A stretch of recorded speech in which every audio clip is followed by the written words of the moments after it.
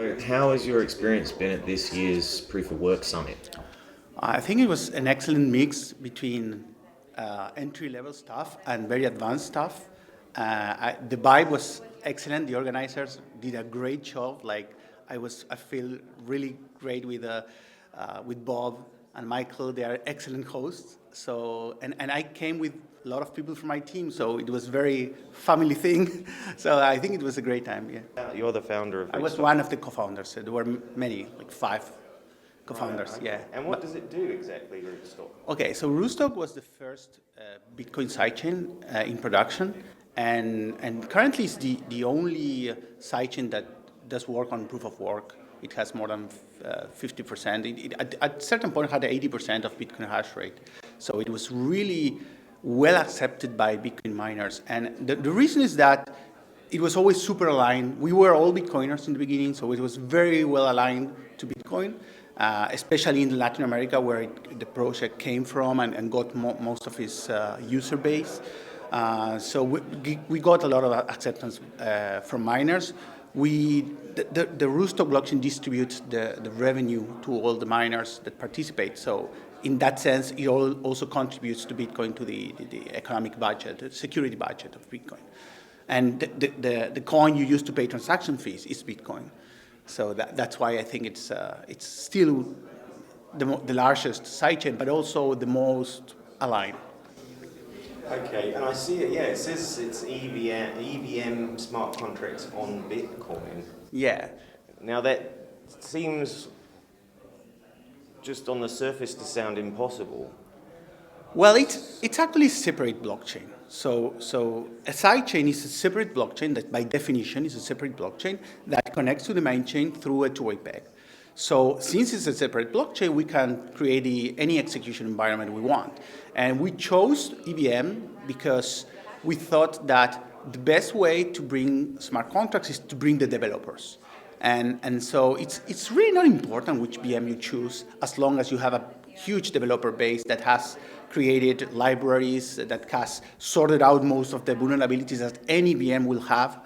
So I think that the choice at that moment may have seemed a little odd to bring a foreign technology into a Bitcoin sidechain, but now the market has validated. Like there is 1,000 EVM compatible chains, and we were the first, apart from Ethereum Classic, obviously, that also runs on EVM. We were the first chain not with an asset that was not Ethereum to use the EVM. But because I had helped the design of the Ethereum with Vitalik, I did the first design audits of Ethereum back in 2014 and 15. I was able, when I ported that technology to Rootstock, to redesign all the data structure. So if you take a look at the inside of Rootstock, it's not an Ethereum node. The data structure is not a Patricia Merkle trie, it's a binary trie where all the information is stored. So it's much more efficient because I had the opportunity to improve the things that I didn't like from Ethereum design. So it's fully compatible on the outside, but much more efficient on the inside. And obviously it runs on proof of work. So you mentioned there you were working on Ethereum. Well, back in 2013, 14. The thing is that I created the first smart contract platform 1 year before Ethereum, the Turing Complete smart contract platform, and it was called Quickscoin. And the reason I created that was because my thesis in the university was related to smart contracts, to what is called the mental poker games, like how people can play cards game, protecting their strategy in a distributed system. So I say, okay, this is a perfect match for Bitcoin, but Bitcoin doesn't have smart contract. How can we bring this smart contract? So I created this platform as Quickscoin, but I was already a kind of a Bitcoiner. I wouldn't say maximalist, but from the monetary perspective, I was. So I never launched it. It was just a proof of concept. And this was 1 year before Ethereum. So when Vitalik decided to create Ethereum, he called me, because I was the few people that had this experience in creating a Turing Complete platform. Talk to me a little bit about how you've experienced that and watched that emergence of all those communities gathering around those different tokens. So there's many aspects. I would talk more about what was the motivation behind Rootstock and what did we want it to bring to Bitcoin. So essentially, there are DeFi applications for anything, and you have this concept of the world computer that I never subscribed to. For me, the idea of smart contract was how to bring financial inclusion into Bitcoin and how to allow people to have self-custody of their funds and to be able to trade not in the centralized exchange. So I really never took deep interest in the DAOs part or maybe the more non-financial use cases. For me, it was just how to create an open, permissionless financial system where anyone can participate. So that was my idea. But this is the other aspect, and the other enormous benefit of what happened in Ethereum is the academic inflow of work from the academia trying to scale Ethereum and create. There was an enormous amount of work on zero-knowledge proofs and everything that it happened. The reason was because there was this platform that was open to smart contracts and create these layers on top. So I think that there's a good part, which for me is the financial applications, essentially exchanges and fiat currencies collateralized by Bitcoin. That's the most important applications. But then we have all the research that has been done in zero knowledge that we are using now. And when we are working on the BitBMX project, we are using the results of all this work that was done initially on Ethereum, for Ethereum. But now we can move that into a lot new projects and ideas.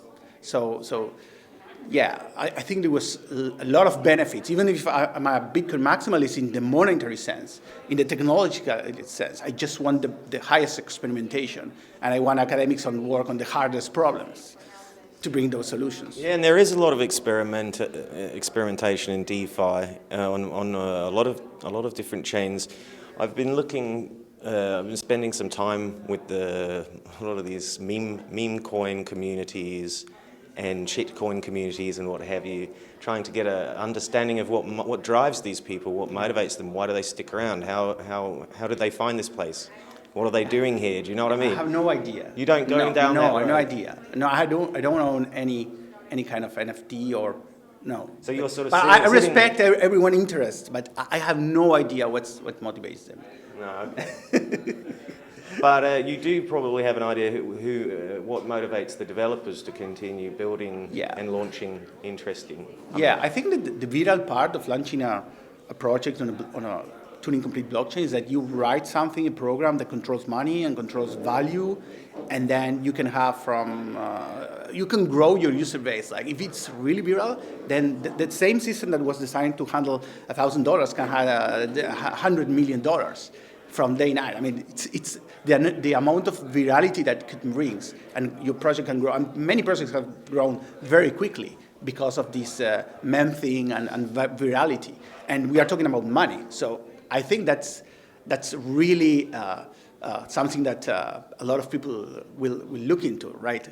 How can a simple thing, if it is well designed, can have this effect on, like I remember from Satoshi dice to obviously to the number of applications that were viral in terms of simple games using money.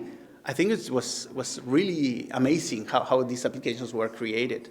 And essentially, the more decentralized one, even if they look like Ponzi schemes, from the perspective of the game they are creating, it's interesting. So let's have what are some of your predictions for the next 10 years regarding smart contracts DeFi? Well, predictions. I don't generally do predictions, but zero knowledge proofs and this what's called computation integrity proofs. The fact that you can compress a lot of computation into a very short proof, and even without trusted setup, you can do it, brings a lot of possibilities, like new business models where the computation happens elsewhere and the data is posted in some other place for data variability, and the consensus comes from another place. So it's now a Lego of pieces that you can compose in so many different ways. that brings, I think will bring new projects and new ideas. So I'm super excited of the layering that is happening. And of course, everything is moving into Bitcoin because Bitcoin has shown to be a good store of value. So I think that we will see many of these projects moving into the Bitcoin ecosystem. Rootstock, I think, will have an important role of bridging these systems because it was one of the first movers and it has a great technology. When I look at Ethereum, I'm starting to see the fragmentation of the project because of the different tokens that different layers have. Like it could have an impact on the base layer, even if everyone is posting blobs on the base layer. Like the fact that every sidechain will have its own token, that every rollup, will have its own token, could result in some fragmentation of the liquidity. And so I think that could be a problem for Ethereum. Maybe they find a way to solve it, but it could be a problem. Where when I look at the same ecosystem running on Bitcoin, I see much more centralized on the Bitcoin asset. So I will suppose there will be much less fragmentation on the token side. There will be governance tokens, but everybody is thinking, let's use Bitcoin as money in our systems and not introduce another token that is trying to compete with Bitcoin as money. So I think that in the long term, that will consolidate that ecosystem into a much more cohesive one. But I don't know, it's a difficult prediction. Perfect. Thank you so much. Thank you, Tom.